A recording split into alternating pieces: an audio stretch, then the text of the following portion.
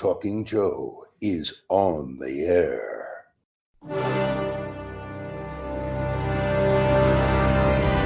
And it's Skybound, the Walking Dead guy. Everyone calm down. It's the invincible Bella Skybound.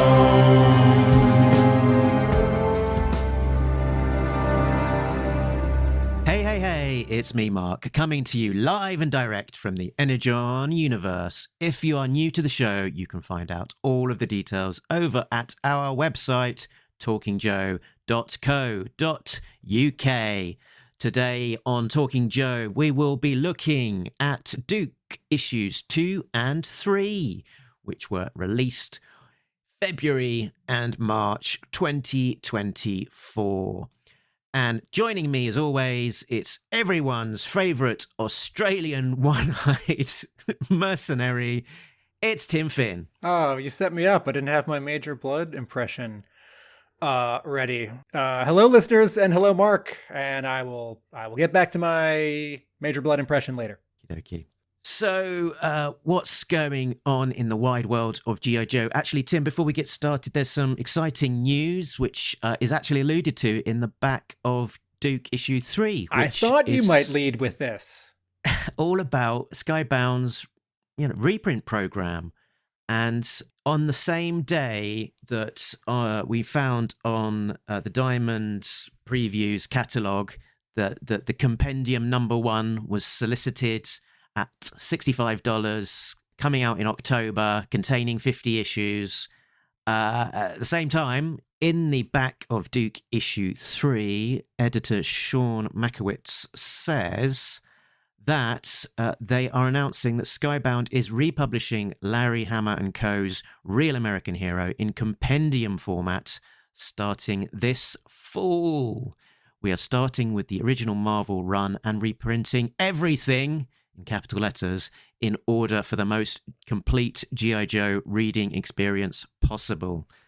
So compendium is like Skybound's omnibus format. It's a floppy, non-hardcover, fairly bare bones reprint, which typically is about 50 issues, and they've got various compendiums, including Kirkman's biggest hits like Walking Dead, Invincible, Oblivion Song, and Outcast. And I've read quite a lot of content in that format, and it works for me. It's a good way of getting a lot of content for good value. So it's very exciting. And the most exciting about this letter is everything in capital letters.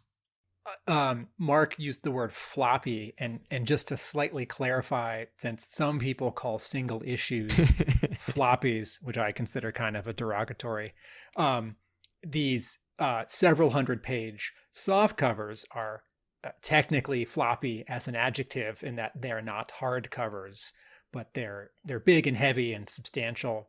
And I don't know about every comic book store, but I know that my comic book store has had good success with many of them. ElfQuest, Fables, Walking Dead, Invincible, occasionally Spawn.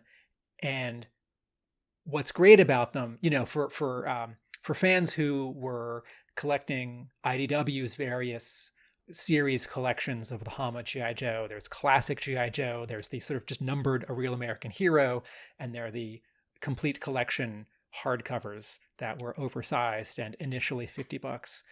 This might be, a disappointment because the next publisher isn't continuing with that format.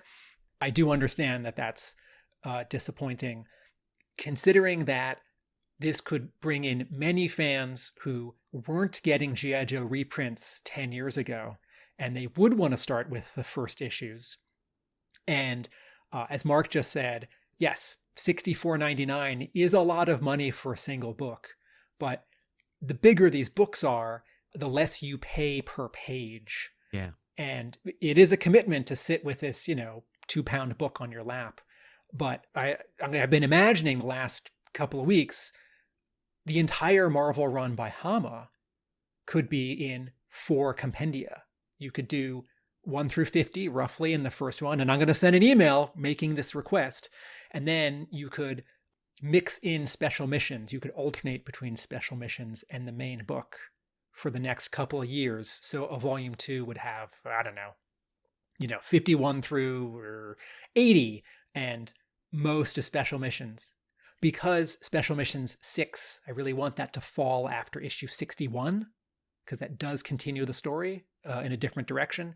And then similarly, special missions 27 continues into issue 92, or is it the other way around? And though I think having a separate collection for all of special missions is neat because it's a different book with a different feel, and it's also nice in a different way to have Larry Hama and Herb Trimpe, who drew almost every issue of special missions.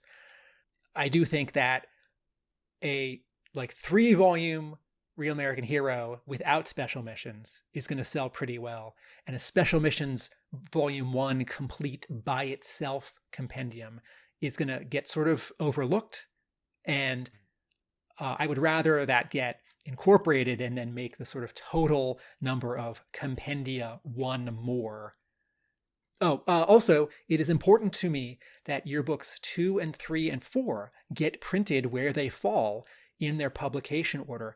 The story in yearbook 2 can actually happen almost anywhere, but the story in yearbook 3 definitely takes place at a certain point because of who is rescued. And I don't want, it made all kinds of sense for IDW to do a little softcover with the 4 yearbooks by themselves. But I don't think that makes sense in terms of being a reader of G.I. Joe. And I very much appreciate how Marvel, with its epic collections, its, 400-page, 500-page softcovers, how it includes sort of chronologically everything that was happening. You get a chunk of issues of, say, Wolverine, but also what Wolverine was doing in Marvel Comics Presents and a special at the time. Okay, Enough of that. But the other news that we've not talked about on any of these episodes is Energon Universe news, which is that there's an Energon Universe special, which weirdly is going to get released twice. Once as a free comic book day special on May the 4th, and then again the following week on May the 8th as a special again, but this time rather than it being free or close to free, it's $3.99 with a brand new cover by Daniel Warren Johnson. So it's a bit strange that they're double dipping, but some people I know can struggle to get hold of the free comic book day comics. So anyway, I guess that it is able to get in people's hands is probably a great thing. So if you don't have a comic book store near you, it is possible that your local library takes part in Free Comic Book Day. As for Skybound double dipping, Marvel has done this. Marvel did this past year where their Spider-Man X-Men Free Comic Book Day was released again for like $6 a couple weeks later with the very cool and slightly overbaked title Marvel Zero, which I feel like should have been saved for something else, with a new cover. You may get to your comic book store and they may participate in Free Comic Book Day, but I got to tell you folks, looking at the catalogs, not just Diamond previews, but also Lunar for DC and Penguin Random House for Marvel, there are a lot of Free Comic Book Day comics to choose from, and also some merch like Hero Clicks and t-shirts. And my store does not carry every Free Comic Book Day comic, and you might think, but they're free. Well, they're 25 or 45 cents each for my store, so they're not free. And we have to do a little math on sort of which ones that we think will not just get people excited when they come in on Free Comic Book Day, but maybe bring them back to buy things, to read more stories.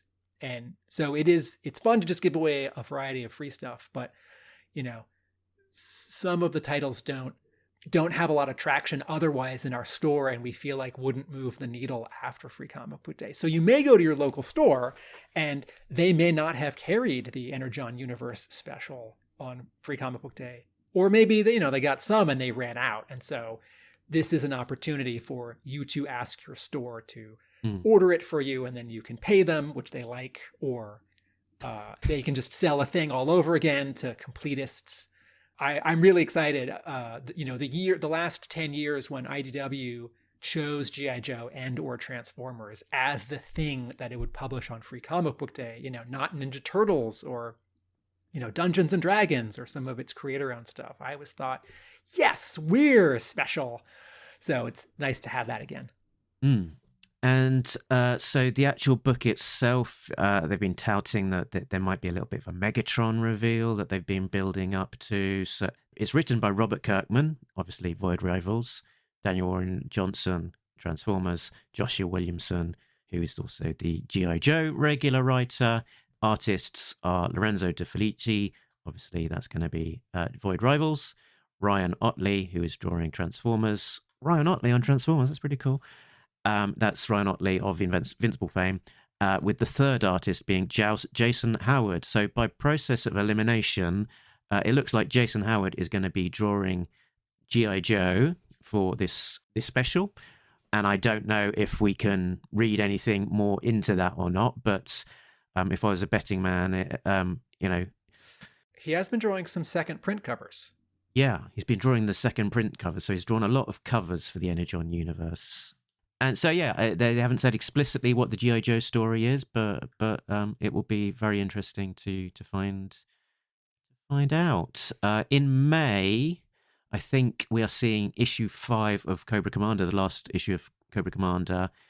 The previous month will be the last issue of Duke, and we are expecting there to be 2 more minis before the big G.I. Joe title starts as an ongoing. So before too very long, we'll probably find out what the next 2 minis might be. I'm going to guess one of them is Baroness. It's a fair bet. Second guess? Destro? Yeah. I mean, in the odds, I think those 2 would be in there. I think it will definitely be one of the... I think we'll probably have another G.I. Joe and another Cobra, and it's likely to be one of the heavy hitters. So G.I. Joe, my best guess at the moment is Hawk, so that we might see a little bit of Duke's story, but maybe from a different angle. So Duke's on the sort of the renegade, conspiracy theory type route, and maybe we'll see a similar sort of a kind of a different angle of that story from the person in the system and in the know as to what's going on. If not Hawk, my second bet would be Scarlet. And then on the Cobra side, yeah, Destro seems like a good bet. If not Destro, Baroness. Zartana's an outsider, but yeah, I think between those names, we probably got we probably got them. Right. Okay. News and speculation aside, let's talk about Duke 2 and 3. It comes to us from the creative team of writer Joshua Williamson, artist Tom Reilly, colorist Jordie Bellaire, letterer Russ Wooton, editors Sean Mackiewicz and Jonathan Manning, logo and publication design Andre Juarez, and production Jillian Crabb. Let's have a look at the covers in the gallery. We've got a fair few covers. I'm counting 1, 2, 3, 4, 5, 6, 7, 8, 9, 10 across the 2 issues. Do you want to give us a whistle-stop tour, Tim? Yeah. Duke cover A is Tom Reilly. Duke is being held by some masked, tough security guards with nightsticks and taser weapons. It's nice. It's a sort of some brightness in the center of some darkness because of Duke's complexion, his hair, his shirt, whereas all the armor on these masked guys around him is much darker. Duke number 2 cover B is a really striking drawing by Ricardo Lopez Ortiz. This is one of my favorite covers of the year. And I know we're not too far into the year. There is a Jason Pearson and Michael Golden quality to the cartooning, to the slight fisheye lens, the curvilinear perspective of this cover. So Duke is driving a vehicle. It's a little unusual in that he's facing left. Many covers in Western comics, characters are facing to the right. With his left hand braced, he's turning the wheel. With his right hand, he's holding a pistol, gritted teeth, but the slightly cartoony eye and size of his mouth says, an artist like those two who exaggerate in cartoon. The color in this cover looks a little bit like animation cell shading. There are speed lines. It's just very, very exciting. For the variants, 1 in 10, 1 in 25, and 1 in 50, that's Tyler Boss drawing Ako, who did a Nick Fury miniseries for Marvel a couple years ago, and then Nick Dragata. The Tyler Boss cover to number 2 connects with the cover to 1 and also 3. In this one, Duke and Clutch are driving in what looks like a demolition derby, actually. Mm-hmm. In a sort of, how do you describe this car? It's got a crazy paint job on it with flame and like teeth. Yeah, like Tiger Force teeth almost. It's got like a cage as the rear windshield. They're getting shot at. There are some stadium lights up in the distance, and they're driving sort of through a junkyard on a sort of irregularly paved track. But the other 3 cars they're racing against doesn't look like, Cobra or bad guys. The Ako cover is matches the previous Steve Epting covers for issue 1, where it's a character, in this case Stalker, with the explosion from the original toy packaging behind him. Nick Dragata's got rock and roll and Stalker blasting past us in a junkyard with lots of cars behind them. They're illuminated by their weapons. It's sort of purplish nighttime behind them. Dragata's an artist who I feel like I know he came to comics before Tom Reilly, but he feels sort of in the realm of Tom Reilly. I don't think he's going to take over drawing any G.I. Joe for Skybound, but it would be a sort of a familiar stylistic fit if he did. And then we've just got one retailer exclusive for this issue, which is Big Clutch variant. That's a bit of a coincidental name, from Ramon Villalobos, which is quite a cool sort of almost Jeff Darrow-esque scene of our 2 heroes in the van sort of crashing through midair with Stalker and Rock and Roll on the top of the car. And it's a kind of a slightly strange looking frozen in time moment with a bunch of garbage, grappling hook, grenades, magazines sort of falling out of the car at the same time as sort of Stalker is lunging at them with a machete, and Rock and Roll is doing his devil horn fingers.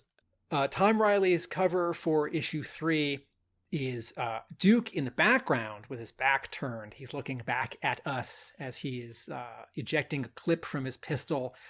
There's a triangle of black above him and behind the logo, and then much closer in the foreground, walking toward us, is the Baroness. She also has a pistol. She's looking straight at us. On the ground behind her around Duke are several masked paramilitary, soldier, mercenary, perhaps security guard types.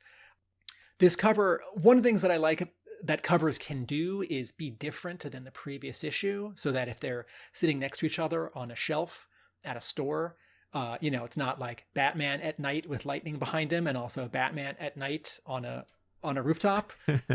And those might be great images, but they sound pretty similar. These 2 Duke covers, aqua logo, red logo. Duke taking up 2/3 of the cover, not full body, but then Duke taking up 1/3 of the cover, full body. They're pretty different. And I appreciate that. Cover B for Duke number 3 is Declan Shalvey. A really striking image by Declan Shalvey, who's best known for Moon Knight at Marvel, some of the Wolverine Death and Resurrection issues, and his creator-owned book at Image, Old Dog. This cover Duke is standing atop some armor, the top of a base, and he's looking through a scope, not on top of a weapon, just a single, I wondered whether it was meant to be the top of a Transformer's head. One of the Oh, interesting. Right. It does sort of, there's a triangle that sort of looks like the sort of center forehead plate of an Autobot or a Decepticon. Interesting. Okay.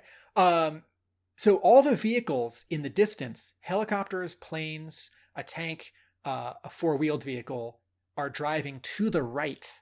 And Duke is looking to the left. And he's got his one leg is up with his knee bent, and he's leaning forward a bit, and he's looking through this, not binoculars, but monoculars, with his weapon at his side. And so I sort of feel like here that this is a retreat or a regrouping, right? And in the distance, there's smoke. And Duke is looking out at what his forces are leaving behind. And what's really striking about this cover is that it's monochromatic. It is all in yellows and tans. His hair, his complexion, his costume, the sky, the vehicles, the smoke, the metal that he's standing on, whether it's a base or a weirdly flipped over tank, or maybe some Transformer bit. And all the logos. Yes, and the Duke logo and the Skybound icon, etc. Those are also, yellowish tan. Tyler Boss's 1 in 10 ratio variant again connects with the previous two. So the first one was Duke running down a building and smashing out a window. The second one was the previously mentioned demolition derby. This time he's in a cross section of the pit, and we know that because of the water tower on top. And he's sort of 80s video game style, sort of side view, side scroller, working his way through various levels, fighting Major Blood. This is a fun cover. I don't think it works on its own.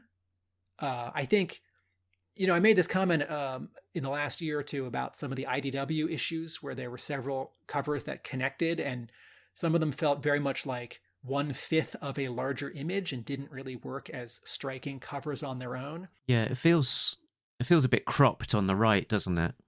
Yeah, I also think that I have seen this visual device a couple times in some comics that I've read this year, where an artist draws a character moving through space in a cross section, and you see them several times. Most notably, Juan Jose Rip has done it once or twice in some issues of Wolverine written by Benjamin Percy, and he's done a really spectacular job this past year.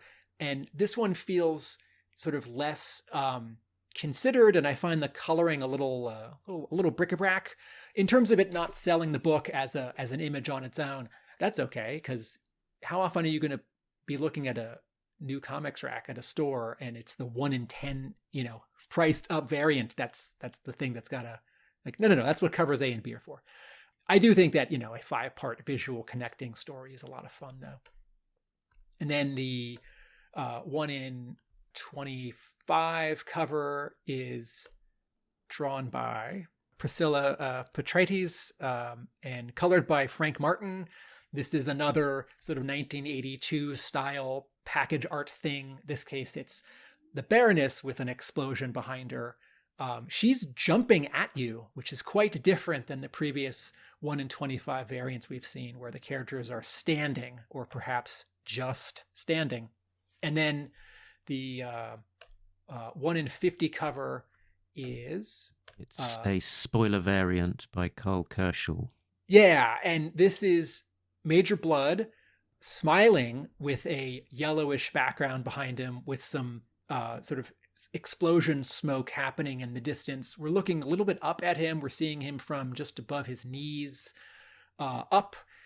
He's got 2 different kinds of pistols. One looks like a big mean pistol, and one looks like a grappling hook pistol. And I think it's meant to sort of be inspired by his sort of rocket pistol. Okay. Yes. His classified figure comes with like this big sort of handgun Magnum style oversized pistol, and then it's got a kind of a rocket firing pistol in homage to his version 1 figure. Carl Kerschel draws really, really gorgeous comics.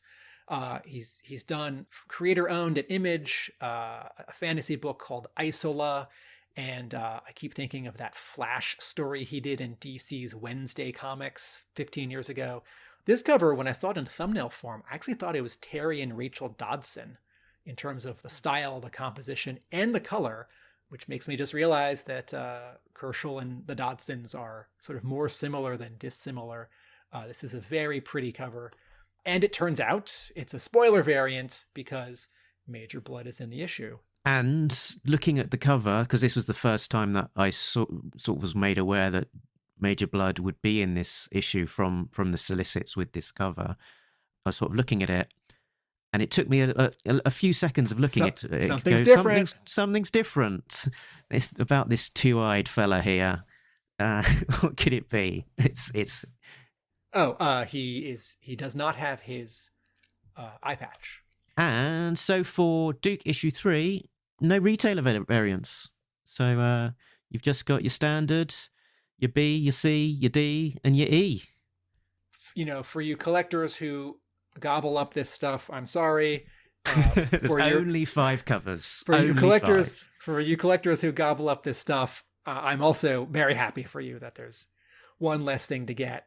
What do we know about the? Has there been a second print announced of Duke 2? Yeah, so Duke 1 has just had a third printing announced, which is by George Fornes, which is cool because again, exciting modern artist whose stuff I love. He folks, he drew the Rorschach miniseries at DC.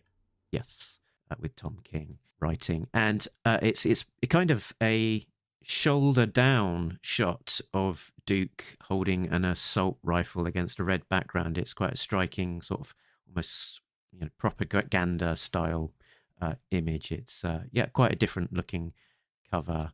And then Jason Howard continues his theme of a character spotlight against a white background, this time for Duke issue 2 second printing with the Baroness. And most of these Cobra Commander and Duke second printings have either had a G.I. Joe star logo on them or a Cobra logo on them as a background. And for Baroness, no logo, just the smoke from a gun. So sort of keeping it ambiguous as to whether she will be a Joe, a Cobra, or neither. Because after all, on that team photo of the Joes and the Cobras, not team photo, team picture drawn by the artist Tom Reilly, which was then subsequently a variant cover, she was on Team Duke.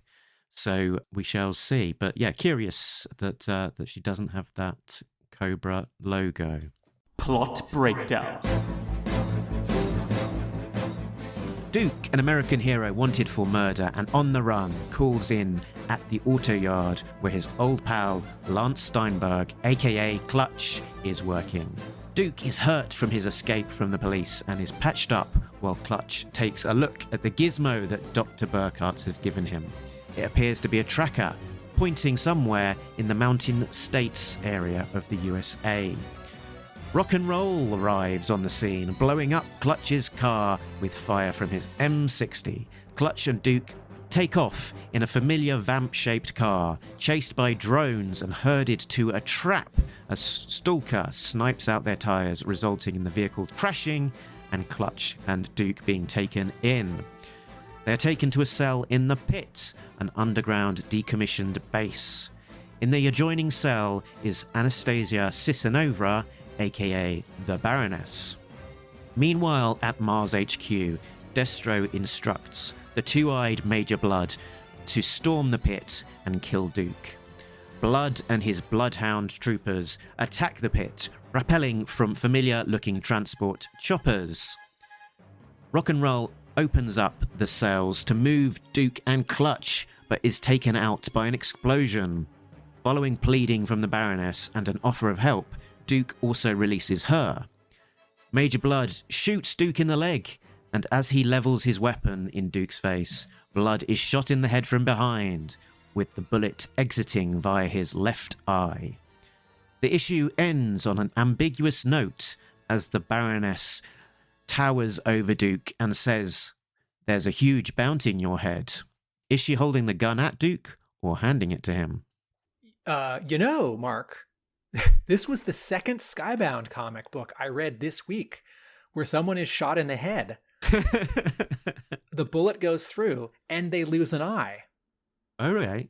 Have you been reading Walking Dead? Yes, and for anyone who is well behind on The Walking Dead and discovering it for the first time, kind of like me with the Color Deluxe presentation, we won't say who, but it's funny the synchronicity that happens when you watch a lot of TV or read a lot of magazines or read a lot of comics. To be fair to the story, in Mark's description just now, because blood taking that bullet is shown in silhouette, we don't technically know that the bullet goes through his eye. It could have gone through the center of his head and out his forehead. But based on all the context clues, yes, we assume it's his eye.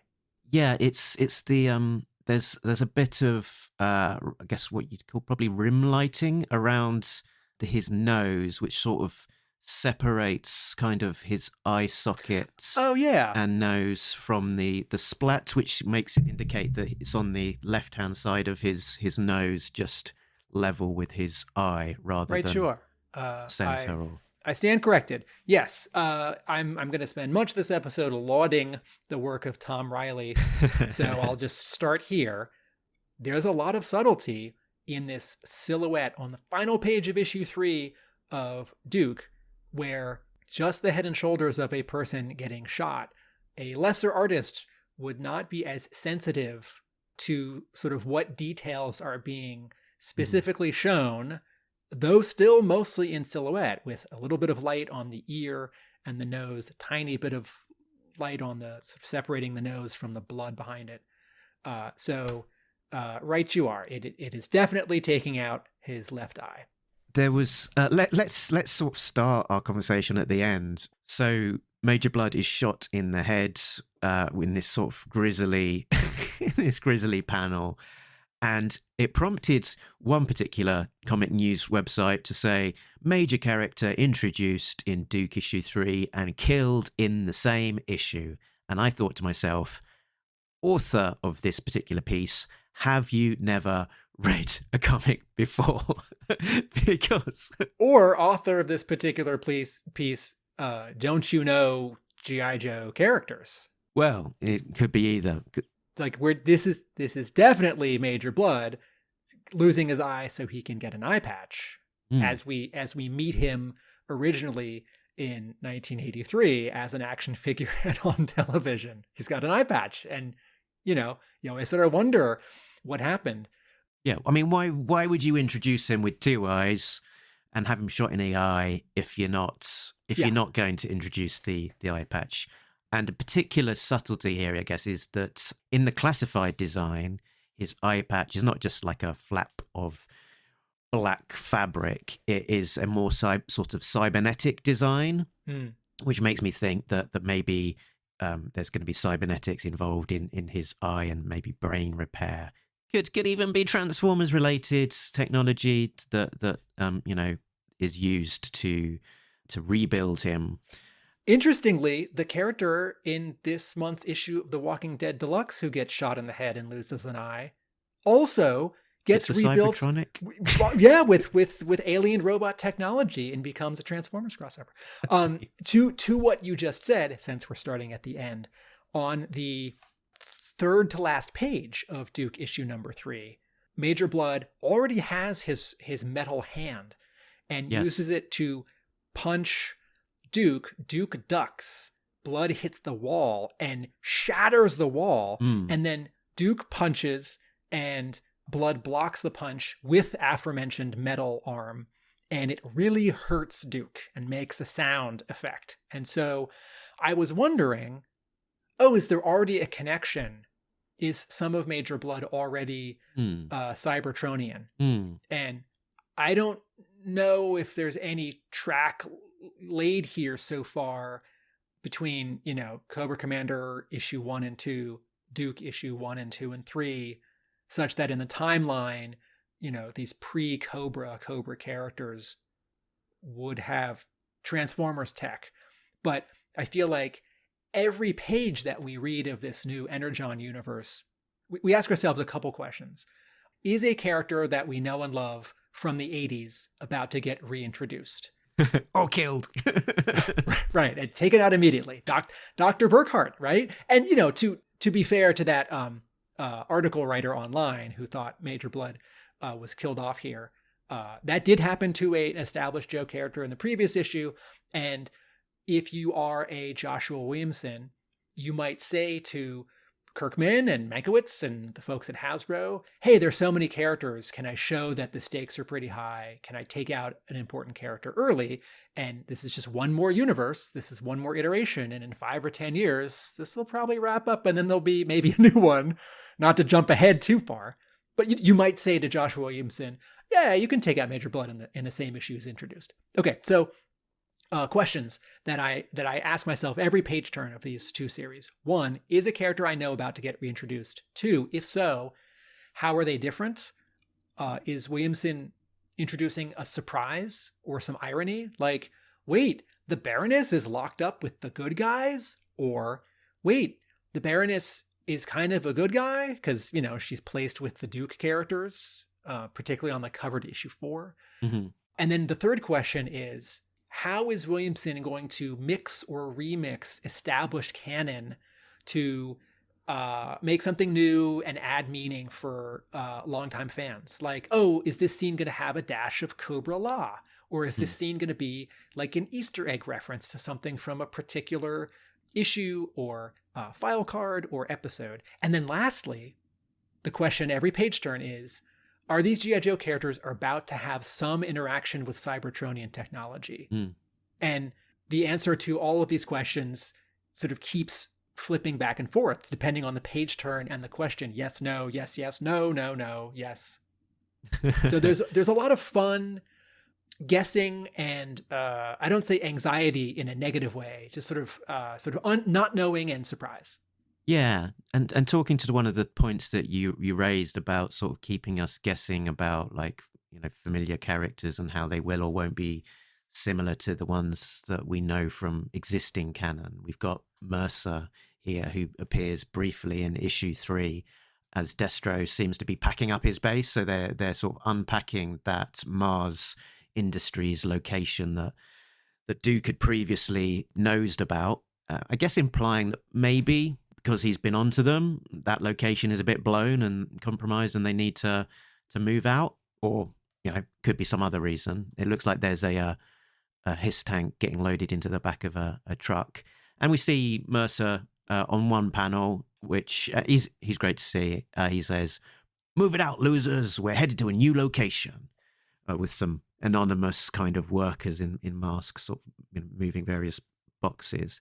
But we had a conversation, me and Chris McLeod, about Mercer specifically, because I guess the thought process about him is like, well, we know Mercer's story from the movie and the file card and stuff. He was a Cobra and then he turned and he became a Joe. So seeing him here ostensibly working for Destro, thoughts swirl around about what that means. It's like, so is this the beginning of a journey where Mercer is starting out on the side of the baddies and at some point is gonna, get swayed over to become a Joe?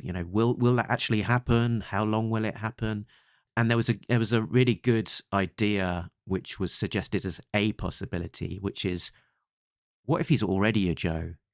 What if he's working for someone like Hawk and Duke doesn't know about him and he's deep undercover in Cobra? So it's less of a case of him being a Cobra who then sort of turns tail and joins the Joes, and it's more about he's a Joe who's deep undercover in Cobra, or working for Destro, and then eventually will return once the gig is up. Here's another thought which I had because of this idea of Williamson turning things upside down. In the letters page, someone says, it's great to see Mercer in issue number 1. And the two answers are, we're excited to tell his story. Whether it goes the way of the original, you'll have to keep reading. as you can see with the book, Predict the Unpredictable, this will not follow some sort of set path based on what has happened before. And I thought, oh, you know, it'd be a really fun decision if Mercer's just a Cobra and stays a Cobra the entire time for all 3 or 5 or 15 years of this continuity, because we'd keep waiting. And, you know, it's established in several other canons that he's a bad guy and he becomes a good guy. And there would be such a delicious anxiety for us fans if, you know, well, maybe next month is the month that he starts to turn, and, you know, maybe Williamson thinks like, no, he's just a Cobra. I can't help but think that the Baroness being not quite a good guy, but so far helping the good guys, you know, we've seen in many G.I. Joe stories over the years in different media, a Joe and a Cobra, or a Joe and some other villain team up temporarily. And certainly the Baroness has been with Cobra and on the outs with Cobra over the years. Because it was such a big and flashy example of the Baroness being on the side of Duke and the Baroness being a hero character who turns bad, I keep being reminded in this Joshua Williamson continuity of the first live action movie, G.I. Joe, The Rise of Cobra, where in flashback, Duke and the Baroness are, remind me, are they an item? They date, or they're friends? Yeah. And then, yeah, they're an item. Yeah. And I didn't like that then. But also, it's been a long time. And, you know, certainly a lot of interesting other things are happening here. And there's already a lot of subtlety with what the Baroness is doing, even from the second to last page of Duke number 3 to to the last page. So I don't think Joshua Williamson is doing what that movie did. That makes me grumpy. That's not what's happening. But I'm thinking, oh, you know what this most reminds me of? Because, you know, Duke and the Baroness they were never like a matchup, you know, particularly in G.I. Joe before that movie. And so maybe any time they're matched up, or if there's a 2-pack of action figures in the future, I'll just think back to that time that it sort of first happened in a big way. Yeah, and I guess it's a different dynamic. I mean, the movie was, you know, strange. She was his girlfriend. Her brother became Cobra Commander, and you know, it was all a little bit. Here she is, at least she's being introduced as a bad guy or bad girl. She is, you know, described as a full-on terrorist, and it looks like, you know, an assassin, marksman. We've got lots of Polaroid photos here of bodies, chalk outlines of people that you know, implied that she's assassinated. So you're talking about the 2-page spread montage of her past in issue 3. Yeah, so definitely a baddie, but, you know, can she be redeemed? Can she, you know, or put that on hold long enough to do the right thing, or maybe she'll be swayed by Duke's charms to before be on the side of angels. We should probably jump back to the beginning of these 2 issues and talk about story and art, since we've talked about publishing and the end of them, the stories. Yeah. But I did want to point out that in a broad sense, Duke number 1 was thrilling. Cobra Commander 1 was thrilling. There's a lot of leeway for Joshua Williamson to do his own thing, to do weird things, maybe even to do things that I don't like. So far, he's not. But because Skybound is publishing 2 different G.I. Joe universes right now, that said, you know, based on sales at my store and also the anecdotal evidence provided by the letters in issue 3, these comics so far are connecting with audiences, and everything about Cobra Commander 1 and 2 and Duke 1 and 2 and 3 to me has said, if you are a casual or lapsed G.I. Joe fan, a lot of this will all feel familiar enough that you're like, yeah. And also it's very exciting and pretty. And so you'll say, yeah. And if you don't know G.I. Joe at all, these are fun and interesting comics. And many of you will say, yeah. So both as a Joe fan and also as someone, I can't look at these and imagine what I would think of them if I didn't care about G.I. Joe.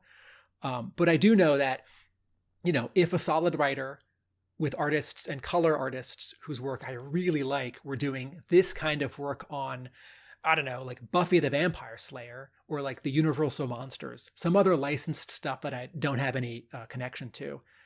I might not have an emotional connection to them, but I think I would really enjoy the comics.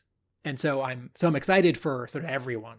Yeah, there were definitely a few examples in that letter page where people were saying that it's the first time that they've ever read a G.I. Joe comic. So they've, it's going to be illustrative of the kind of letters that they've got in, but also, I guess, in terms of curating the letters page of, the story they want to craft. All right, so let's talk about the beginning of issue 2. Yeah, so Duke rocks up at this auto yard that called Manny's Mean Machines that Clutch is at in a mobile home. He starts off on the roof of it, having a drink. Do we know who Manny is, Mark? So from Clutch's file card, it starts, Clutch was a mechanic at Manny's Mean Machines and was heavily involved in racing street machines prior to enlistment. So it's a callback to his file card. Okay. Which Duke then calls back to, which Clutch then calls back to a couple pages later when he says, "Me and this guy were kids. I'd build them and he'd crash them." And that was before we went on the straight and narrow. And we also see that he's graduated from Massachusetts Institute of Technology. Lance. Hey, that's 3 subway stops from me. Lance J. Steinberg. Obviously, that's Clutch's file name. That's him. A big bit of cartooning as Duke walks into the room and surprises him. "Why don't you pour one for me while you're at it, Clutch?" Sort of sloshing his coffee. His eyes going all askance and his neck jumping out if. Jumping all the way to the ceiling practically. And then a second really lovely bit of cartooning, both in drawing and in composition and in color at the bottom of that page, when they clench their hands together, when they shake hands in that way that's not a standard handshake. That's definitely an Easter egg recall back to the Arnold Schwarzenegger and Carl Weathers handshake from Predator. Dutch and Dylan. Dylan! You son of a bitch. What's the matter? The CIA got you pushing too many pencils? Huh? Here, Jordie Bellaire halos each of these two guys in a thick yellow line. And then there's this sort of like solar flare, this like yellow circular burst around their fists, which feels very video gamey and manga influenced. And if you were to describe that to me before I read it, I would put on my grumpiest Western comics reading old school face and say, I don't know about that. But it's delightful. And it very much reinforces that these guys know each other, they trust each other, they love each other. And as a visual change from the rest of the panel, the rest of the page, if I start talking about Jordie Bellaire's colors, I'm not going to stop for 5 minutes. So let me just back up here and talk about this opening scene. The first 6 pages of Duke issue number 2 are a really nicely constructed scene. I mean, in terms of writing, and I don't write comics in any traditional sense. I have written and drawn my own like autobiographical comics, and I have drawn hilarious Transformers fan comics when I was in high school. But, I don't like sit down and write like my own issue of X-Men or my own creator-owned stuff. So I don't like study the craft of writing comics. But sometimes a scene just jumps out as so well done that I can't help but take note. And I feel like if I wanted to learn how to write comics, and there are many great examples and scenes and scripts and how-to books, so you don't have to start with some G.I. Joe comic. But if you're already reading G.I. Joe comics, the first 6 pages here are a really nice example of how to tell some story. So in these 6 pages, we get a bunch of sort of character presentation and reveal where in the first 4 panels, right on the first page, we see what Clutch is seeing. We see him reacting. The third panel is this really like wonderful and unusual close-up of his hand flicking a toothpick. And, you know, hands are not easy to draw if you don't practice drawing hands, he said to his students. And just the little bits of character where Clutch is wearing, like, the second panel, right? He's definitely sunbathing. He's definitely relaxing. You know, he's under an umbrella. He's sitting on some kind of, you know, beach chair, a lawn chair. He's got sunglasses on. And then he stands up and he stretches, right? You know, it's like, what did you get yourself into now, Conrad?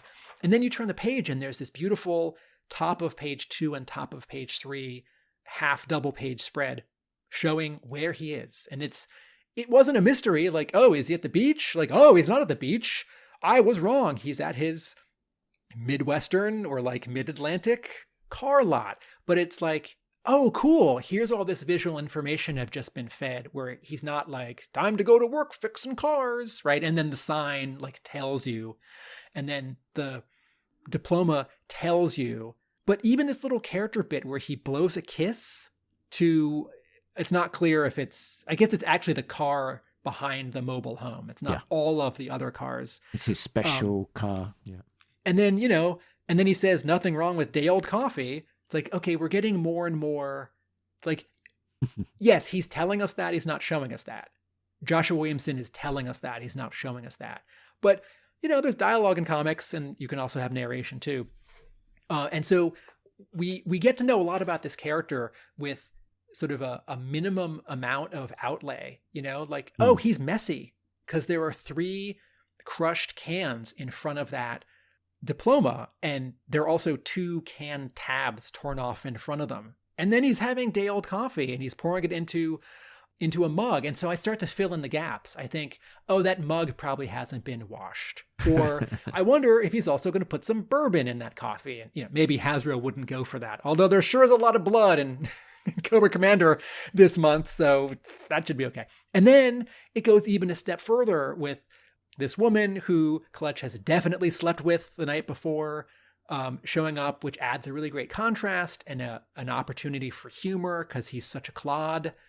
And she walks out. And then Tom Reilly's camera angle, quote unquote, it's not a film, it's a comic, so there's no camera, but his camera angle on the bottom of page 5, where as she's walking out, the camera is at like 3 feet, but it's at a Dutch angle, which is often reserved for like something's wrong. The character or the audience is supposed to feel unbalanced because literally the camera is unbalanced on the tripod. In this case, it's just allowing compositionally us to see Duke and Clutch's body language and their faces, and also to give a little bit of a close-up on her short shorts, her bare legs, the body language as she's walking away from them in a huff, her fists that are sort of cocked in that, like, I'm impatiently and angrily walking away. And then Duke says, I see you still have a way with the ladies. And then Clutch seems to quote Batman Forever, which I'm never in favor of. And then... Chicks dig the cars.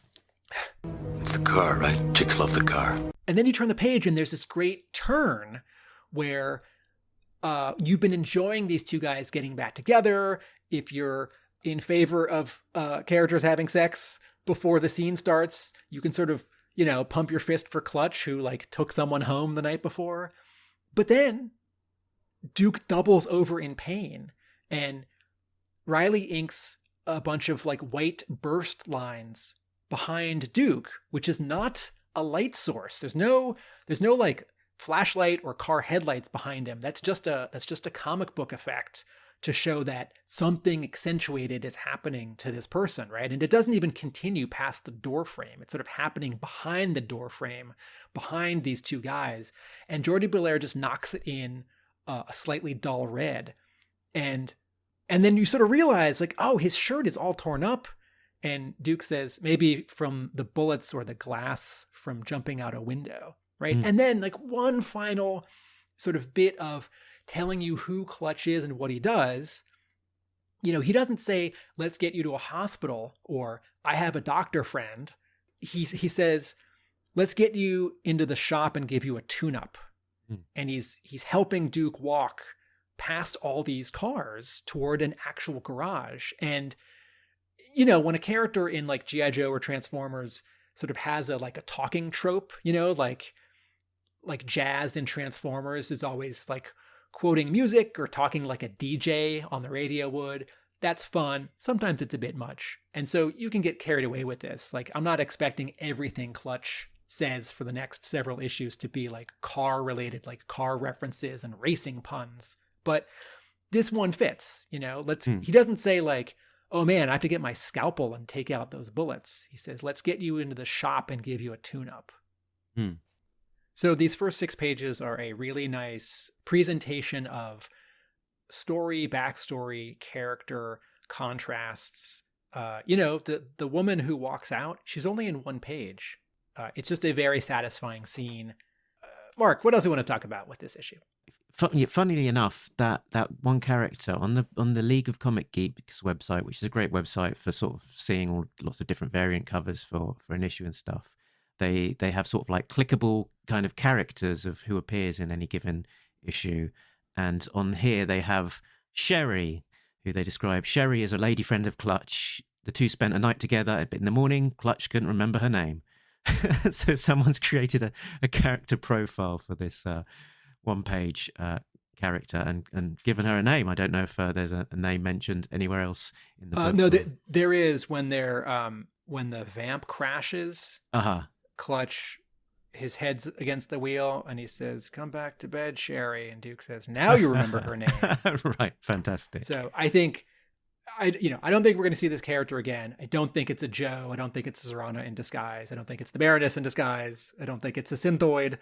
I think that's the internet in a wonderful internet way, making an entry or a reference to sort of anything and everyone. In this sequence, there's a nice little sort of Easter egg, which is in the junkyard. On the right-hand side, there's a car with the, what do you call it, trunk, the boot, open, and there's some like red things in the back of the boot there. You're talking about the 2-page spread, pages 2 and 3. Yeah. And that is a reference to Tyler Boss's stolen Kia car. He had a Kia car, which was stolen, and it contained all sorts of, you know, his books and his art in there.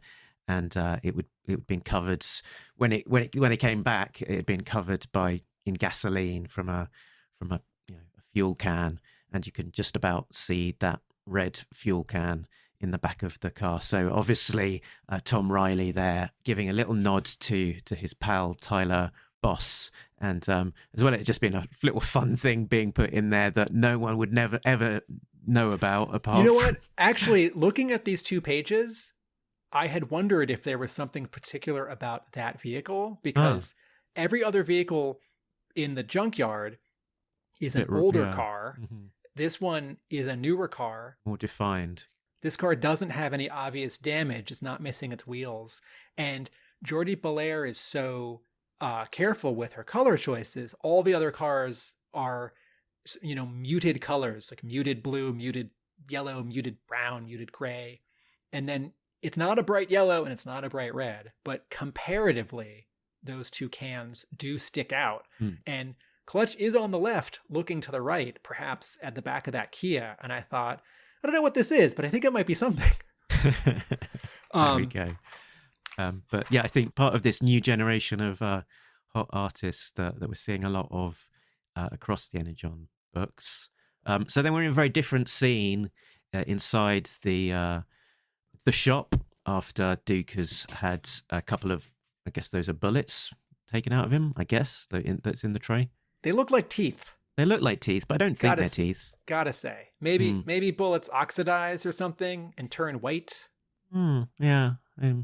I think they're meant to be teeth. Excuse me. I think they're meant to be bullets. Or glass, maybe. Huh. Yes, something. And then there's a doohickey there that he's sort of investigating. It's the device that Dr. Burkhart had given to Duke, and he plugs it in to try and find out what it is. And he says it's like a low jack that you'd put into your car, sort of. And I kind of got the idea of what a LoJack is, but I did Google it just to be sure, because I think it's probably something that's more commonly referred to in the States. And for our international audience, the LoJack product is a battery-operated stolen vehicle recovery system that helps law enforcement to track and recover your stolen vehicle. A LoJack unit is hidden in your vehicle by a certified technician, and your vehicle is registered in the LoJack database. So it kind of gives you a good idea of what this device might be doing. It's potentially a stealth tracker to track something, which looks to be not too far away from Las Vegas, if that bleeping red dot is going to be accurate. Yeah. So the 5 questions that every page turn asks us, am I about to see a character who I know? It's also, am I about to see a gadget or a location that I know? So, if someone refers to like the Northwestern United States, I'm going to think, oh, the Autobot spaceship. Or if someone refers to, Utah, we're going to think the pit. Or if someone refers to New York, we might think, oh, Staten Island. And I don't know yet what to make of this one. And then the next panel is Destro in his den, and there's a bleep on his armrest. And I guess the implication is that by the Duke and Clutch activating this device, it has alerted Destro to its usage, which I guess triggers then the events of the next issue. I think it's kind of cute that we're seeing Destro sort of hidden by shadows. Who is this mystery man? When I think anyone reading this book, even if you're not a G.I. Joe expert, will probably look at that kind of partial silhouette and think to yourself, I think we might guess that this is Destro, and leaning very closely into specifically the classified version of Destro as well. You can kind of see the kind of tubing on his shoulders and stuff, some of the little details that are more particular to the classified design. All 3 issues of Duke so far obstruct or obscure a full reveal of Destro. We know it's him from context, Mars, the red collar, a shiny head, but we're seeing his hand, or he's in shadow. And I agree, we all know it's Destro. I think even a lot of people who've never read G.I. Joe comics would know who Destro is and would look at this panel and think, oh, that must be Destro. So it's less Williamson and Reilly trying to surprise us and more just creating some small sort of fan tension, because when he finally does show up in a future issue, we'll be giddy. We'll get to see him in probably a page turn, full page splash where he'll say something cool, or he'll be standing next to someone or something really interesting. And I think this is totally okay and not a weird misfire, because it's not about like, who is that?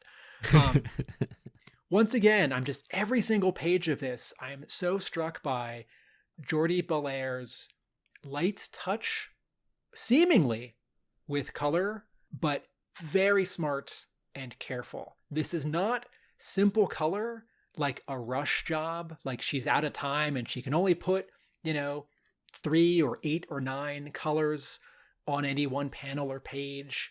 This is not she's out of time and she's using flats and some hard edges. She's changing her color script for every scene. So when Duke and Clutch are outside or inside, when they head back inside, the color shifts from blue daylight to yellow cast to a different yellow cast to a green cast. In issue 3, when we're actually in issue 2 and issue 3, when we're in the pit, it's all blue. When Major Blood shows up in issue 3, it's all red. It's outside even before he shows up, when Stalker's topside and a vehicle approaches, and then it turns out that Blood is showing up. It's all red. Some of this is about what color approach best suits Tom Reilly's art. Tom Reilly does not want a full rendering of color the way that you're getting on a lot of X-Men comics these days, the way that Brian Hitch is getting colored on that Ultimate Universe miniseries, or presumably his upcoming creator-owned stuff with Jeff Johns. Reilly's art is it's not flat, but it is a style that is very much about planes of space and geometric shapes, both in how he draws people, how he draws backgrounds and tech, how he is inking, and how he is simplifying and reducing. And this is like jumping ahead, but if you turn to page, just as a random example, if you turn to page 3 of issue 3, we see Hawk on a computer monitor, and there's a random guard below him who's sort of lit from a below, who's wearing a hat. And Reilly is blocking in some shadows and flattening their faces. And, the opposing page, the big reveal of Major Blood sitting, big splash page, Major Blood sitting in a sort of geometric throne, holding a gun with his leg crossed, with some booze. There's nothing particularly about that page that says this can't be colored like the way that Alex Sinclair colors Jim Lee. But I sure don't want that based on how Tom Reilly subtly simplifies things. So back to issue 2, I look at the very first page of this comic, issue 2 of Duke, and there's just one color for Clutch's skin tone. There's just one color for the sky. And I don't want that to do anything else. I don't feel shortchanged. I feel like it's really satisfying and beautiful.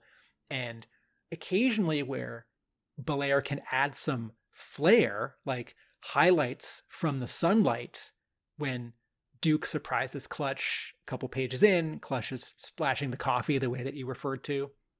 And there's a little bit of a highlight on Duke's finger and hair. There's a little bit of a highlight on the right side of Clutch.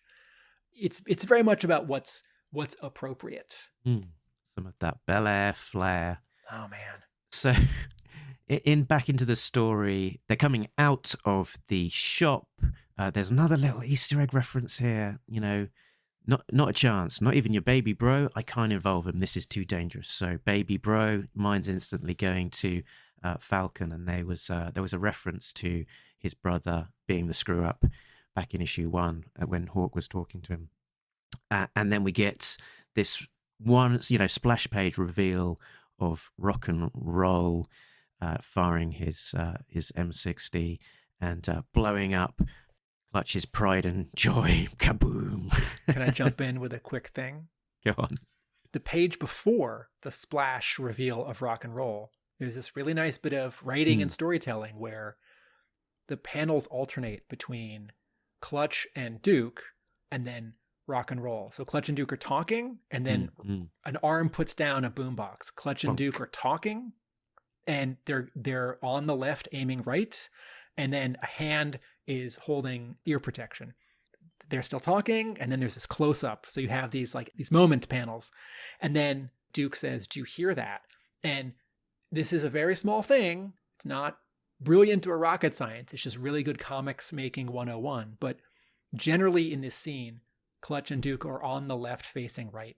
And then you turn the page and Rock and Roll is on the right facing left. And it wouldn't be confusing or weird if he, on this full page splash, were flopped and aiming the other way.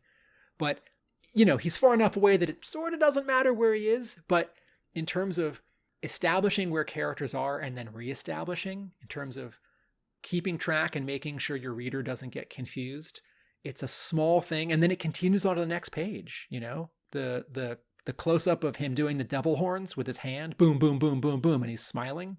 He's on the right looking left. 3 panels later, when you just see his gun pointing at the garage, he's on the right facing left. And so keeping that consistent is a really nice, helpful bit.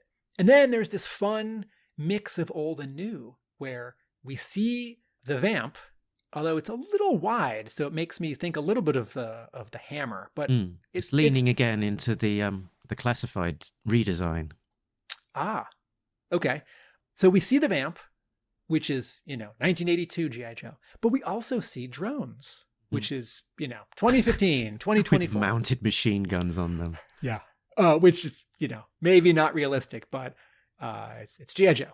Yeah, it's probably only a couple of minutes in the future, isn't it? It's Actually, I don't know a lot about military drones, and some of them are sort of like mini planes and have missiles or rockets on them. So maybe I take that back. And so they're being herded into a trap. A stalker there on a sniper rifle. I don't know. It looks like, is it a Barrett or something? I'm not going to proclaim to be a gun expert here, but a big old sniper, looks high caliber, and blasts out their tires. Bang, bang, tsh, boom, and then a crash into the tree, and that takes out Clutch. Now he remembers Sherry's name, and there's Stalker come to take in Duke. Before you refer to the Easter egg, right? We've also described how we like Russ Wooton's lettering in this book. Let's talk about SFX, baby. Let's talk about pew and scree. Let's talk about shooting gun things and the sound effects. We'll see. Let's talk about SFX. Let's talk about SFX. Lettering can be hard to sort of point out why it's good or why it needs improvement.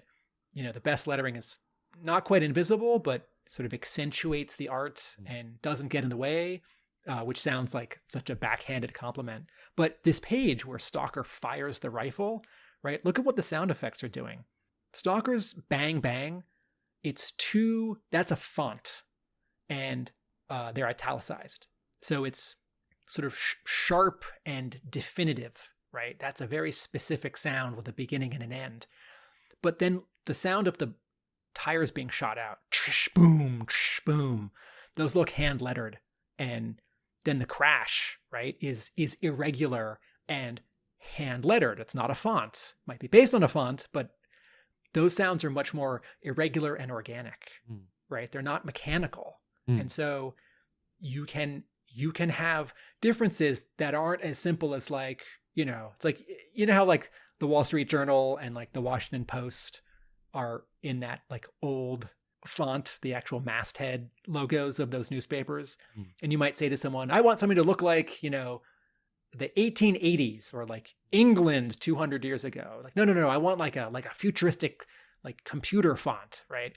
But you can actually be much more subtle than that. And this page makes that kind of decision. And all right, so what does Stalker do, Mark?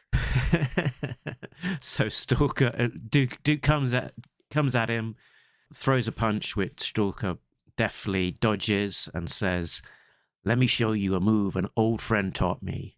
Crack! And we get this kinetic, blurred leg through the air, connecting with Duke's head, knocking him to the ground. So, yeah, an old friend taught him that move. So he's either talking... So we are led to think... Actually...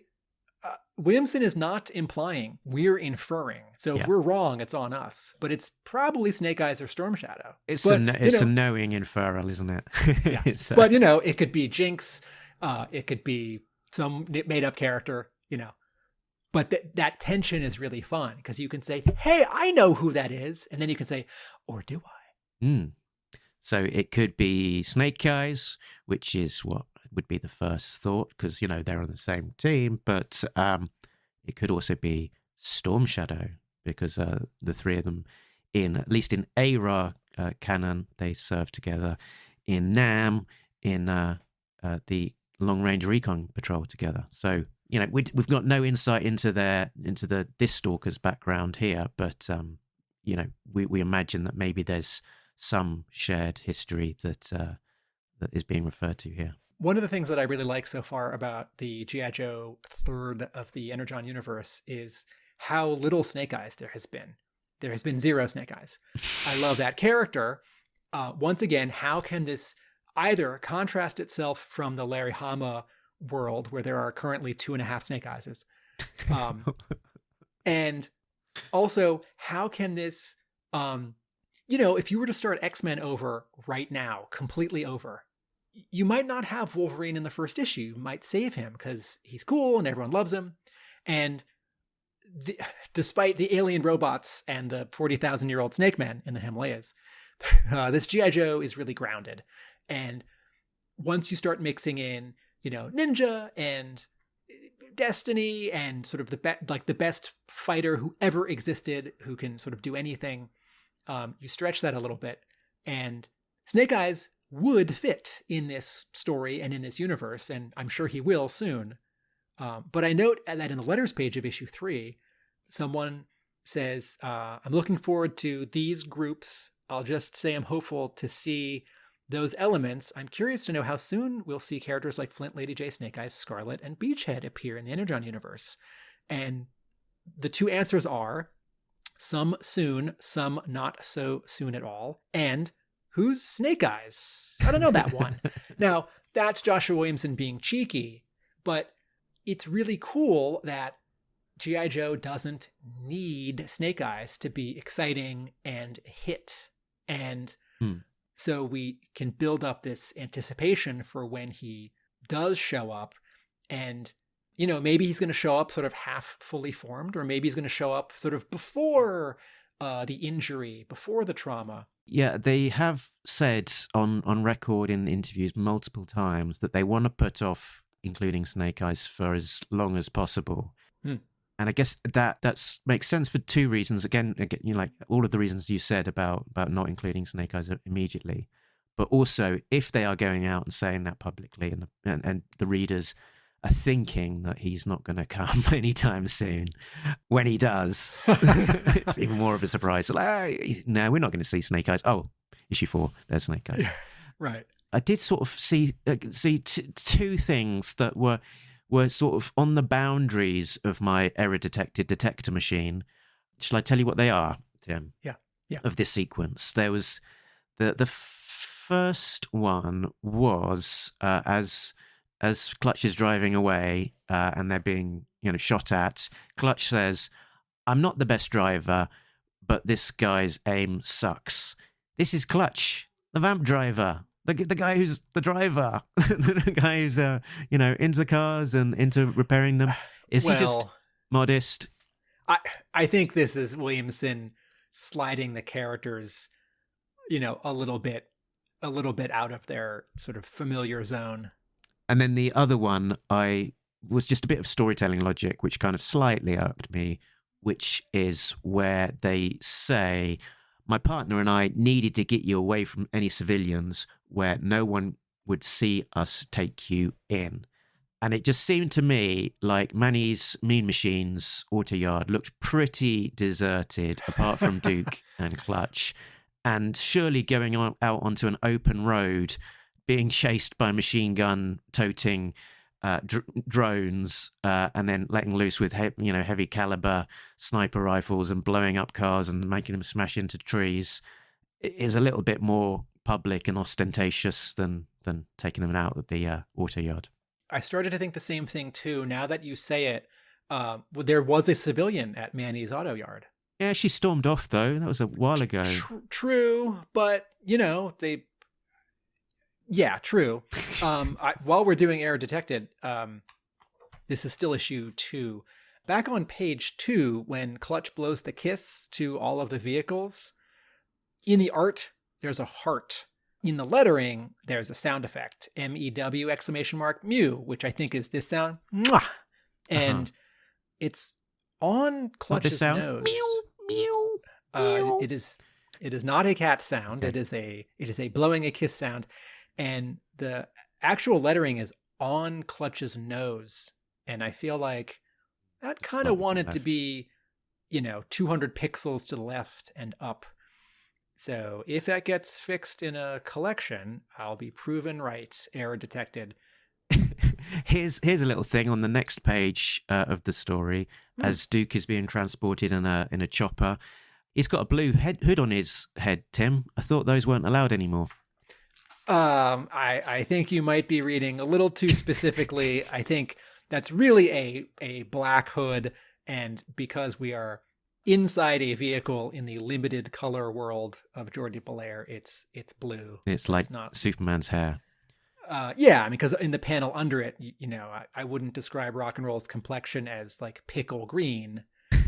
That's Caucasian in a inside a helicopter out of direct sunlight.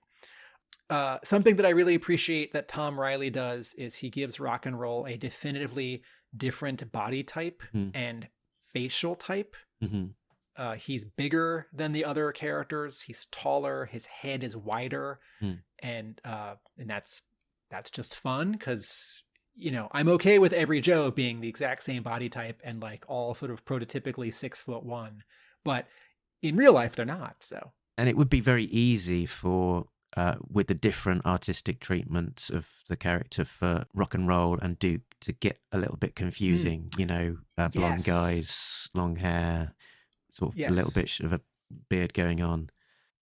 Really wasn't expecting to see the pit in this issue. Yeah, this is another really fun sort of surprise and turn, the same way that in Cobra Commander 1, a Cobra Law citizen or scientist who looks like Cobra Commander in G.I. Joe the movie says retreat and then is killed. And then you realize Cobra Commander is a different person in the scene and just did that killing. So your expectation is turned on its head. A little bit of that happens here where we turn the page and we see something that we know from G.I. Joe comics is the pit or some version of the pit, because in Marvel G.I. Joe #1 and in IDW G.I. Joe, I forget. Something. Oh, also in Yearbook 1, right? And then in like IDW 200 or 205 or something, we get another diagram of the pit. Yeah. And we get that great pit cross section in issue 3 of ARAR as well. Okay. As they're kind of traveling down the lift. Yes. Oh, and then the Billy Penn cover, cover B for what's his issue 280 something 7. I'm sorry, Billy. So here we see the pit, and it is both a splash page, but also a diagram of a space to reinforce just how sort of deep underground off the grid these two people are being sort of locked up and the keys being thrown away. Because not only are they under a base, they're under a decommissioned base. And then there's this little, I don't know if this is technically an Easter egg because G.I. Joe makes references to other versions of G.I. Joe, but Duke says, I thought the pit was decommissioned in the 80s, right? So we're all supposed to think, the 80s, like that decade that G.I. Joe started in when we first met the pit, right? And it's like, no, it's not actually an Easter egg. It sort of rhymes with an Easter egg. Yeah. And then a couple cool things happen. Duke knows who these two guys are. He knows their names and their code names. And this is both smart and maybe unfair on the part of Williamson, who can keep impressing us with how good at sort of everything Duke is. It's not just that he knows languages from his file card. It's not just that he's a capable and superlative, soldier. He can punch, he can jump, he can fire, and he's been doing all this great fighting and escaping in these issues. It's that he's got intelligence, like military intelligence in his head. And it happens again in issue 3 when he knows who the prisoner next to him is, who's the reveal for the end of issue 2. It may be a little unfair on Williamson's part because Williamson can keep sort of inventing more and more for Duke to know and like may not have to explain it the way that like Larry Hama can have Storm Shadow locked up in a jail cell in, what is it, issue 24, I forget, of the Marvel run, and he can escape and someone can say there's no way to escape. And Hama, it's a magic trick. Hama doesn't need to explain it because he doesn't have to explain it to us. He can just write the next sentence that this like impossible ninja got out of this impossible scenario. So Duke, there's a slight risk here that there's going to be this like intelligence and expertise creep, and that sort of as more issues happen and the stakes go up, Duke will become a little less of a believable superlative expert and sort of a Superman who can sort of do anything and knows like anything that the scene like wants him to know so we can be impressed by him. I don't think that's actually going to happen, but as Duke keeps saying and doing these amazing things, I think on the one hand, man, Diana Davis must be so psyched. And also, okay, so G.I. Joe hasn't really ever had a main character. Maybe it's Snake Eyes. And briefly in the 80s, you thought it was Duke. And this comic is called Duke, to be fair. It's not called G.I. Joe. But I'm sort of aware of like, well, Duke's been in a jet and he's got a jetpack and he can drive the vamp and he knows who these two guys are. He's starting to have the expertise of not just his one action figure character, but several others. And so I do anticipate when other characters get to do really amazing things that they can do. And I interrupted you. What were you going to say about the prison scene or the? They do it again in issue 3 as well. Stalker and Rock and Roll are talking to Hawk on a video call, and Stalker says, "Duke is one of the most decorated soldiers to ever hit the field, and it doesn't feel right in my gut locking him up in the pit like this." So they're sort of complimenting Duke, but at the same time they're saying, "We're good guys. We're G.I. Joes. You don't have to worry about us being baddies." Do the next line. And then Rock and Roll says, "Duke was really banged up when we got to him and his buddy. If he was in top shape, I don't think we would have been able to bring him in at all." So on the one hand, that's a really cool line, and like, high five, Diana. Your favorite character is getting his day in the sun and is getting to do a lot more than he has done in episodes or other comics in a long time. It's like, it hasn't been since. Too bad he'll die in issue 5. No, it's like, if you watch the first episode of the animated series, he's the leader and they're all great, but he does get to do sort of more of the best stuff. This line where Duke could have taken out Rock and Roll and Stalker if he had been in tip-top shape, that's fun. Sure, the comic's called Duke. It's not called Duke and Rock and Roll and Stalker, but it's a little bit much. And it also reminds me of, speaking of little bits of the Duke miniseries that remind me of the live action Rise of Cobra movie, this light attempt, which was totally reasonable in that first live action movie, to make it not a team movie, but like a main character movie where Channing Tatum's Duke is the guy you're following. He's got the best friend. He's joining the team. They're joining the team. He's got the girlfriend in his past. He's going to take down the bad guys. And yes, also it's a team. And I think there's always going to be this tension in G.I. Joe where any one writer or film director, producer, or, depending on the era, someone from Hasbro might say, hey, put this character or these 2 or 3 characters in the spotlight. And I don't mean like a solo issue or, like a toy recolor. Like, oh, they keep redoing Snake Eyes. I mean, in a narrative character way. And, there's always going to be a tension in X-Men comics. How much Wolverine? There's always going to be a tension in Justice League comics. How much Batman? Because he's the most popular. He's a lot of people's favorite. And he can't do more things than some of those like gods and aliens. But he also can.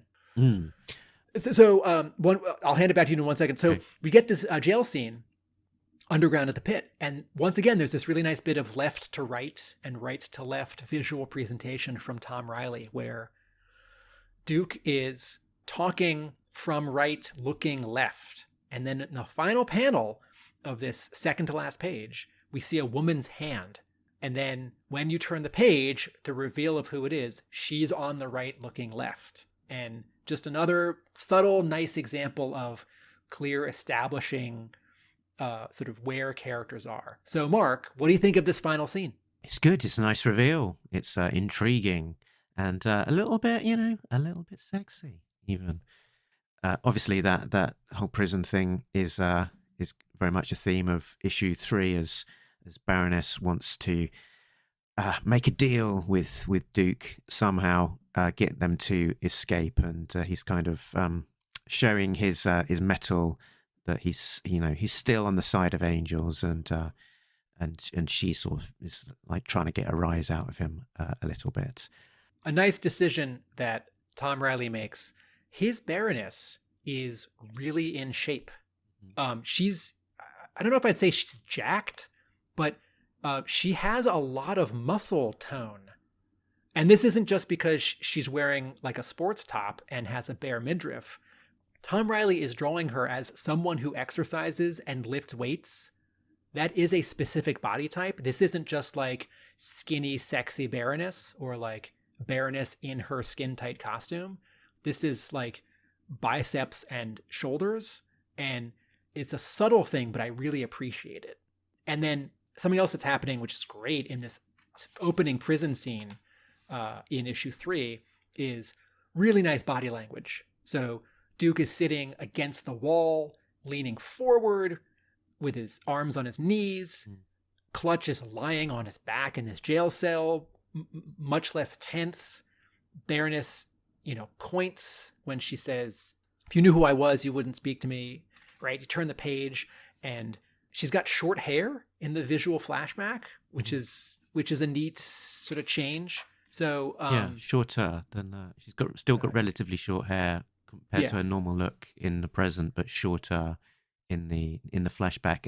And she is called Anastasia Sisarovna, which is not necessarily a name that she is often referred to. It's not an invention for this series.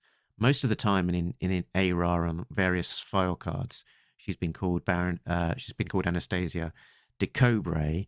I was trying to do some desk research about where that name first came from, and it looks like it was probably sourced from the Renegades episode Union of the Snake. I was chatting to Pat Stewart about his thoughts on it, and that's his guesses as well.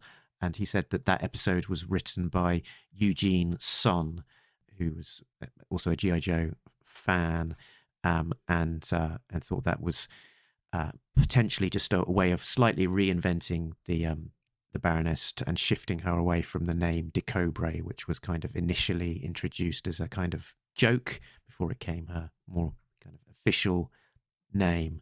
When you say joke, you mean because it sounds and looks like Cobra, so it's sort of cute, but it maybe doesn't make sense? Yeah, and in the context of when it's first used, I think it's as Major Blood is checking her into a hospital, and it seems like a kind of a sort of a joke cover name rather than an actual name.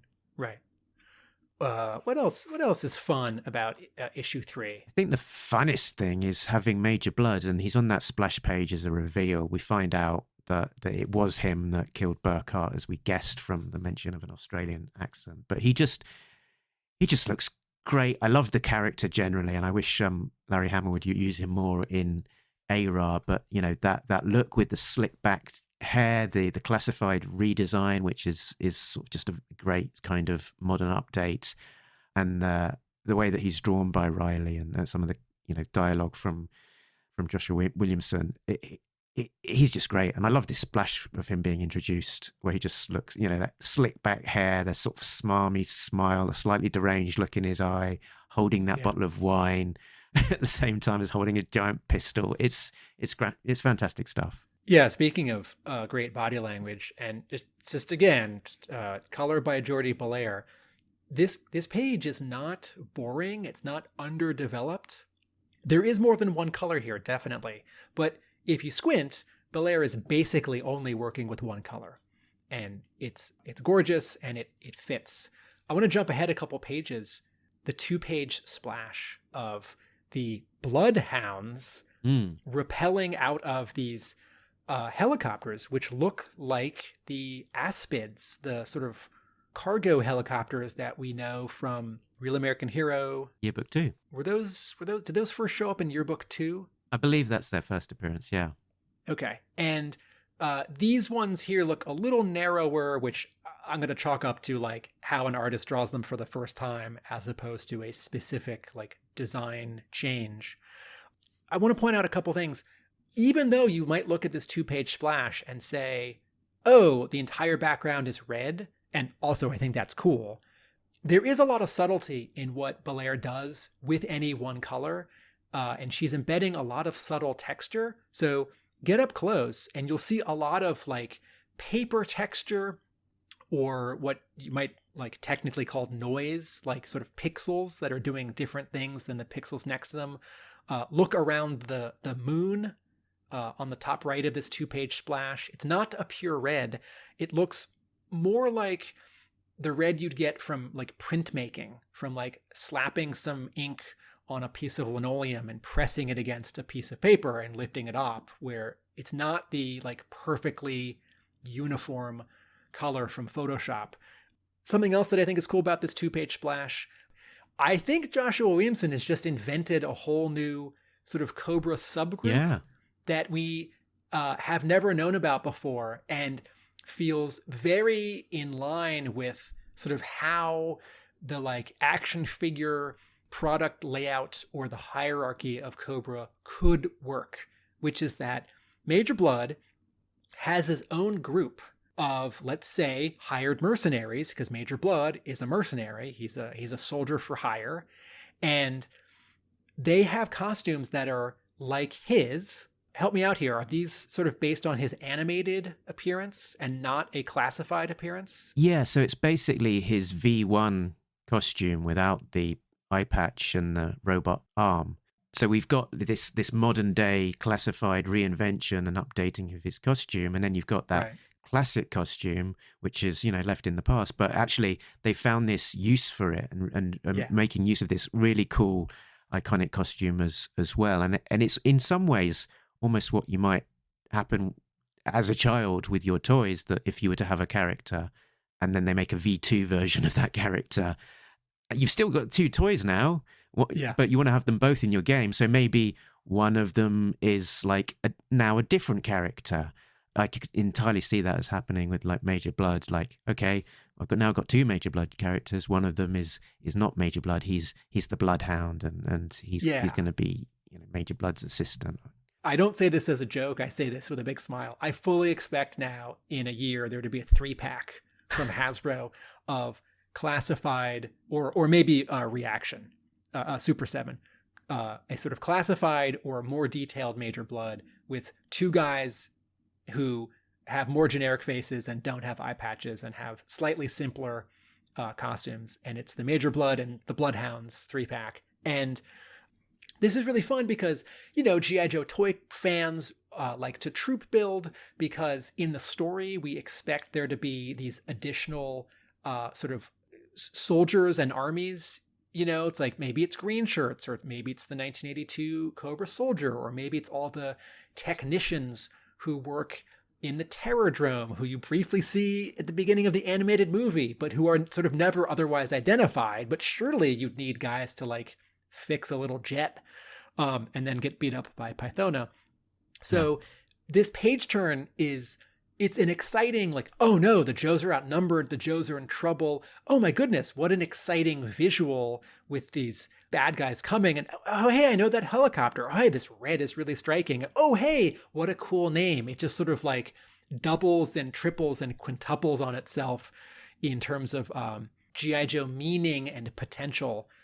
So really fun. Also, I always take note when you see a bunch of bad guys like Cobra soldiers, and like in the cartoon, it was always Caucasian Cobra soldiers, Cobra Vipers, except for the one episode where one specific Cobra is a black guy.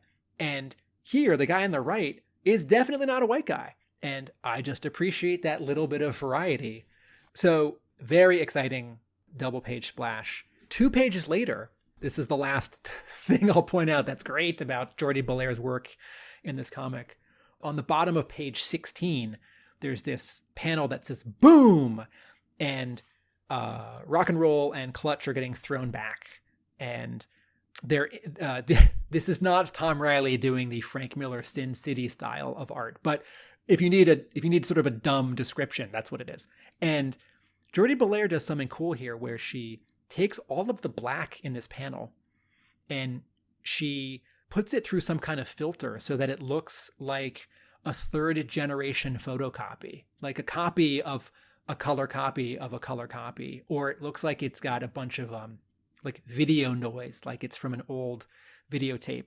And it doesn't sort of mean anything specific. It's just to add to this idea that there's this sound and this physical shockwave of force and violence, just to make the sort of hit of the panel look and feel different for the reader. And then she does it again really subtly, exactly 2 pages later on the final panel of page 18, when Major Blood's mechanical hand hits Duke from behind. And Bellaire very subtly takes the color, all of the color in the panel, and slightly offsets it below and behind the black inking to add to this idea of like a shockwave of vibration, that Duke's getting rattled. It's sort of like, it's not quite that the color's being sort of punched out of the panel, but the color's being rattled around in the panel the way that Duke's brain is being rattled around in his skull. And when you see it and then you compare it to the rest of the page, which is colored in sort of a quote normal way, it is a really nice subtle accentuation. That's a great description. Yeah, it's a really chaotic, kinetic scene. This kind of invasion into the detention center, and a lot of the power of that is through the color. We kind of started at the back of the issue 3, and then started and then before we flip back to the front of issue 2. So we've kind of covered this last sequence, but it's an interesting kind of then cliffhanger, definitely closing out the issue on what's going to happen next as this battle rages between the Bloodhounds, Clutch and Rock and Roll, with the Baroness leveling her gun at Duke, and she implies that he has a bounty on his head, a bounty perhaps that she might want to collect. So So she's not a good character. She's not trustworthy after all. He shouldn't have let her out. But there's that great bit of guilt where the 4 Joes are running, and she says, "They'll kill me, right? They'll kill me unless you let me out, and then I can help you escape. At least help me escape." A quick observation and then a quick question. My observation is not an error detected, but I'm sort of wondering, in this issue, when they're in prison on page 8, Duke says Hawk's name while he's talking to the Baroness. And it's something like, "I should have gone to Hawk," or "maybe I'll go to Hawk again." And I thought, would he say that name to this high value prisoner? Even though he knows who she is, and she probably knows who Hawk is, or maybe they've all got some backstory and she definitely knows who Hawk is. But I wanted to ask you, did you think that was Duke saying something sort of top secret that he shouldn't be saying? I didn't even pick up on it at the time, to be honest. So it didn't leave me with a strong impression. Okay. But now that you've pointed it out, I guess it's probably doing a couple of things. Maybe Duke is being a little bit sloppy with loose lips, sink ships, but maybe Hawk is a code name and shouldn't be expected to be known by the Baroness, or maybe, I guess he's in a pressurized situation and not thinking completely rational. But the other thing I think this is doing is it's sort of it's a message almost for the readers of kind of trying to show us that Duke is still rational. He's not completely split from some of the ideals. So maybe that journey then back home to G.I. Joe and the working with and for Hawk isn't quite such a swing. He's still thinks that Hawk is probably a good guy and probably there for him, and that maybe if he did just go back to him, that they could find a way through things.